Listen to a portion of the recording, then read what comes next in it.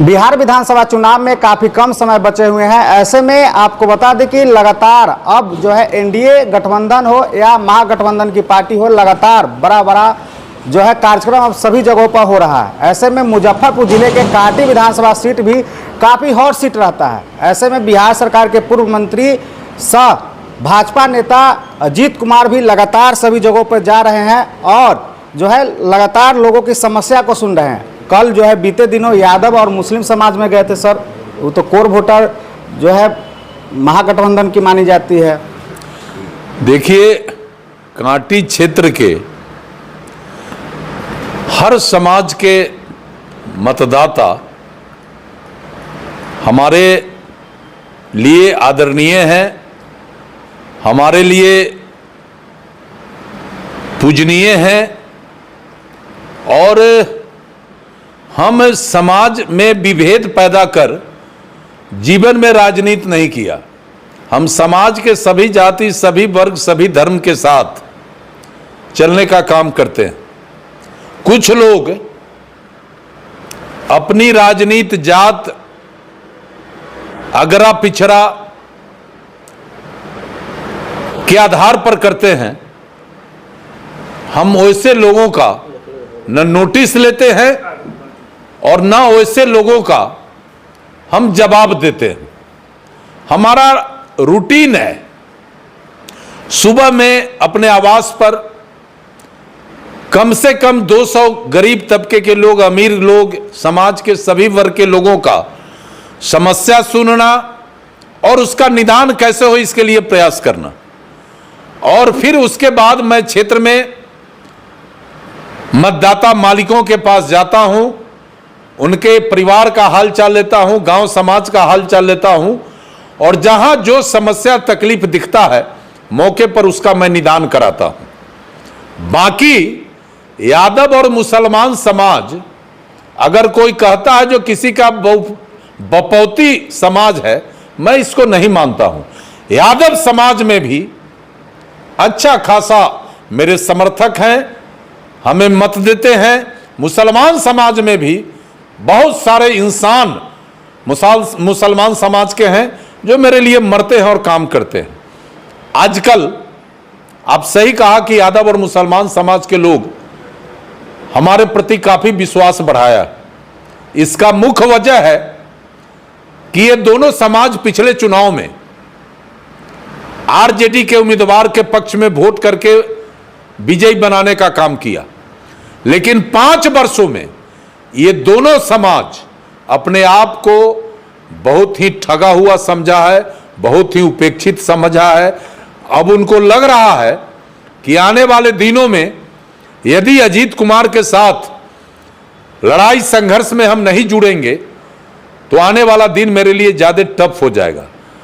और मैं अपने से किसी के दरवाजे पर नहीं जाता हूं। जब मुझे संवाद आता है, जब मुझे बुलाया जाता है, तो मैं उस संवाद का सम्मान करते हुए मैं उस जगह पर जाता हूं, लोगों का हाल खबर लेता हूं और उनके समस्या का निदान करता हूं।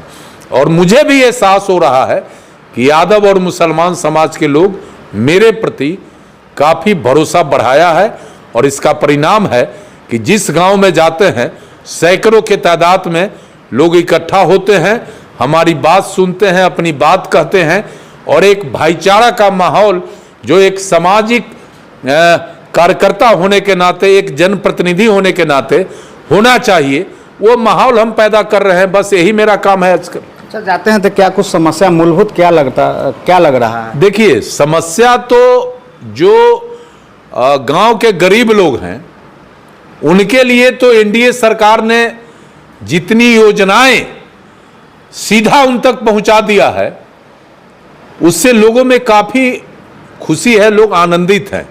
लेकिन वो ये बात जरूर कहते हैं कि आपके टाइम में जो विकास काम हुआ उसके बाद नया कोई काम नहीं हुआ। स्थानीय जनप्रतिनिधि के बारे में कहते हैं कि वो आदमी वोट लेके गया, उसके बाद भोज खाने ही आया, विकास का बात करने नहीं आया, चर्चा करने नहीं आया। ये लोग कहते हैं। सड़कों की स्थिति केंद्र सरकार, राज्य सरकार दोनों ने ग्रामीण सड़कों का स्थिति सुधारने के लिए काफी प्रयास किया है, काफी रुपया आया है, अब सड़क का काम शुरू हो रहा है, हम लोग भी उसमें लगे हुए थे।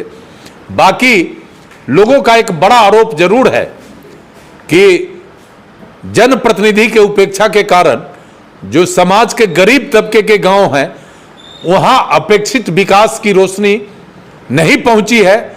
लेकिन सबों को पता है कि नीतीश जी और मोदी जी दोनों उनका चिंता कर रहे हैं। 200 सड़क बनाने का दावा उनके द्वारा किया जा रहा है कि इससे पिछले बार कुछ नहीं हुआ था, हम जब से आए हैं उसके बाद 200 सड़क जो है चुनाव से पहले बनकर जनता को हम तोहफा देंगे। तो ये लिस्ट भी जारी करेंगे। तो लिस्ट जारी करें ना, हमारे पास भी लिस्ट है। ये 200 सड़क जो बन रहा है कोई नया सड़क नहीं बन रहा है। उनको कहिए अपना जरा सा ज्ञान का वर्धन करें। आज वही सड़क बन रहा है जिस सड़क का निर्माण हमारे समय में कांटी क्षेत्र में हुआ था, उसका जीर्णोद्धार हो रहा है।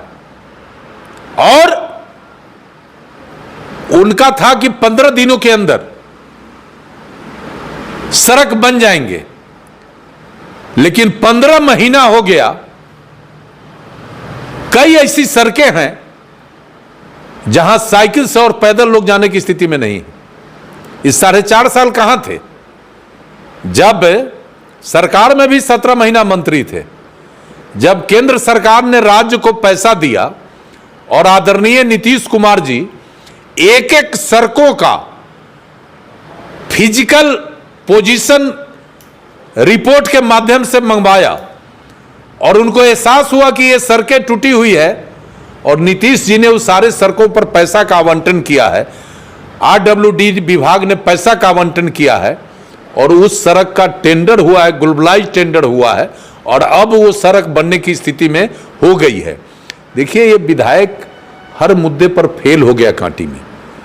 और सबसे आश्चर्य तो हमको तब लगता है कि जिस योजना का शिलान्यास मुख्यमंत्री ऑनलाइन पटना से किया, जिस योजना का शिलान्यास मुख्यमंत्री जी ने जिला में कंबाइंड किया, उस योजना में अपना बोर्ड लगाना, जबकि वहां बोर्ड लगना चाहिए माननीय मुख्यमंत्री, माननीय ग्रामीण कार्य विभाग मंत्री का नाम होता, उसमें स्थानीय एमपी, स्थानीय विधायक का नाम होता, वो बोर्ड लगता।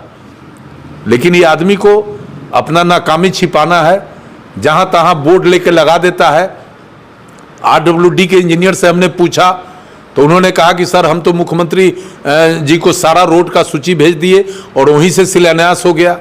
तो स्थिति तो ये है कि अपना नाकामी छिपाने के लिए कभी प्रेस पर आरोप कर दो, कभी विपक्ष पर आरोप कर दो, दिन रात मोदी जी और नीतीश जी को गाली दो और नीतीश जी मोदी जी जो विकास कर रहे हैं उसका डंका पीटो और अपने पीठ को थपथपाओ। तो यही तो कांटी के जनप्रतिनिधि की भूमिका अभी तक रही है। तो इस बार क्या होगा, इस बार क्या देख रहे हैं? तो इस बार तो जनता मालिक है।